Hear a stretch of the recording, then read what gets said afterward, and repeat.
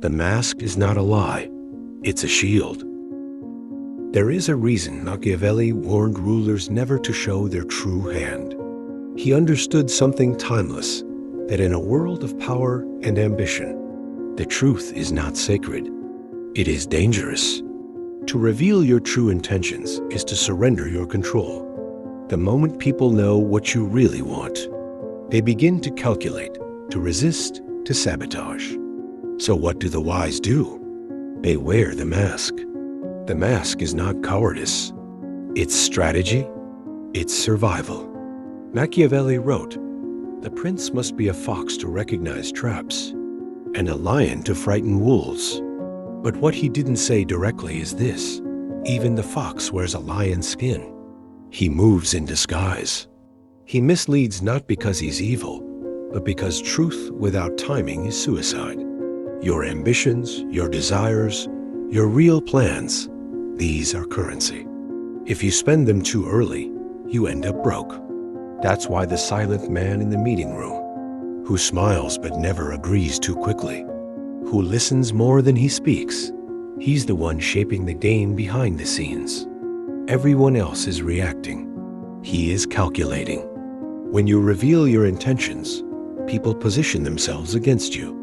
They may smile, but inside, they start crafting defenses. But if you stay vague, if you let them misinterpret you, they begin to feel safe. And when people feel safe, they lower their guard. That's when you move. Think of a chessboard. If you tell your opponent what you're trying to do, they'll block you. But if you play subtly, disguise your opening, move with quiet purpose, you control the game while they play catch-up. In real life, this plays out in business, in politics, in relationships.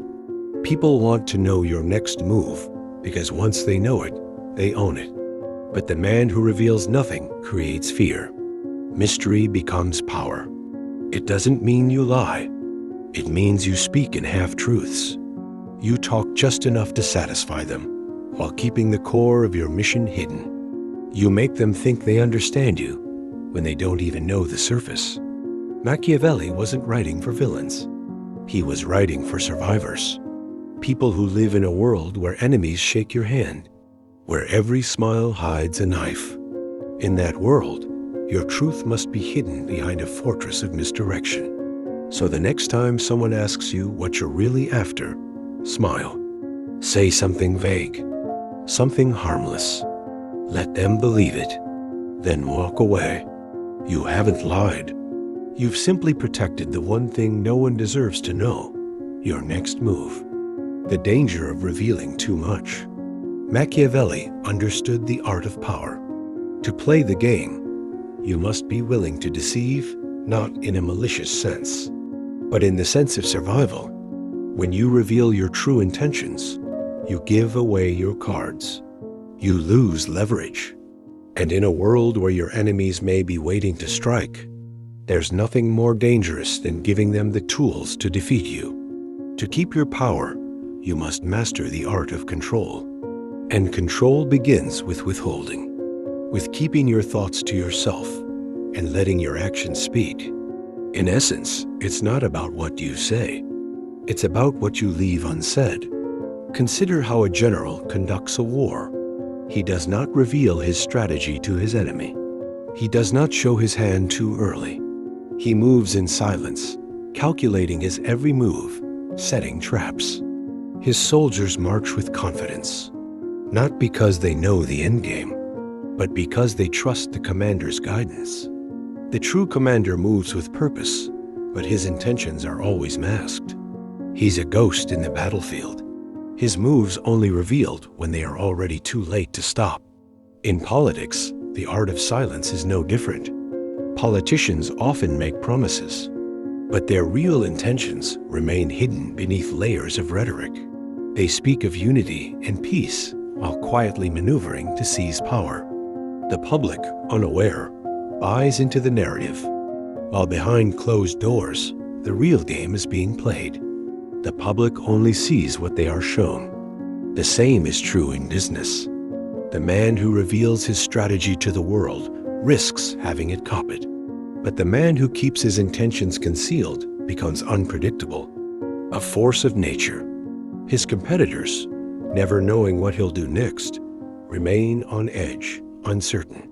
This uncertainty is what grants him power. Remember, power is not about force. It's about perception. People are driven by what they believe to be true, not by what is actually true. They are driven by their emotions, their fears, and their desires. If you let them know what you truly want, you hand them control of your narrative. You allow them to shape your destiny. The key to maintaining power is in the mystery of your intentions. Make them wonder. Make them question. They will never be able to outthink you if they can't predict your next move. A great ruler or strategist is like a chess player who never reveals his true intentions. Every piece on the board is moved with careful calculation. The opponent thinks they understand the game, but in truth, they are merely reacting to moves they cannot anticipate.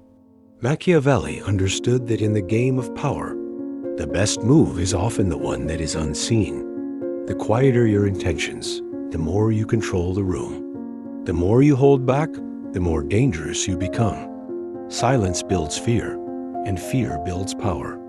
Power doesn't always shout. Sometimes it whispers, and sometimes it says nothing at all. Machiavelli knew that. Silence is one of the most unsettling forces in human interaction. People expect reactions. They want confirmation. They want denial.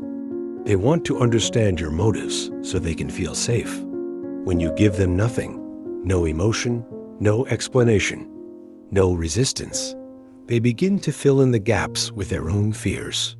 This is the brilliance of silence.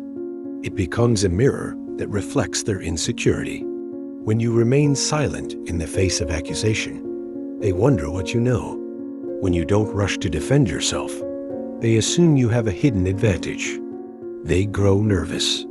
Their imagination starts working against them. They see ghosts where there are none. Think of a king who receives a threat from a rival. The rival expects rage. He expects retaliation. But instead, the king gives no response, only a subtle nod, a quiet smile. Days pass, weeks, and still no retaliation. That silence becomes heavier than war. The rival begins to panic. Did the king ignore it? Did he prepare a secret strike? Is it already too late? This is psychological warfare, and it's as old as politics itself. In everyday life, this rule still holds. The quiet man in a meeting makes people uneasy. The one who doesn't overshare in a conversation becomes the one people want to impress. The one who doesn't chase, doesn't beg, doesn't explain. He commands respect without a word. But silence is not enough on its own. It must be paired with presence. You must be seen, but not exposed. You must remain part of the game, but never show your hand. You watch. You listen. You learn. And you let others destroy themselves with their own noise. People reveal their weaknesses when they speak too much. They beg for attention. They seek validation. They expose the cracks in their armor. But you stay composed, controlled, even when emotions run high. Your silence becomes a wall they can't climb.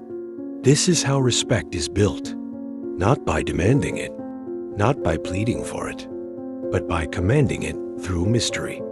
Machiavelli wasn't teaching us to become cold machines. He was teaching us to survive, to understand that silence is not passivity. It's power. It's strategy. It's the art of letting others speak themselves into corners while you build your empire in the dark. Speak only when it adds value. Speak when it shifts the balance. And when it doesn't, let your silence speak for you. Because the man who controls his tongue controls the room.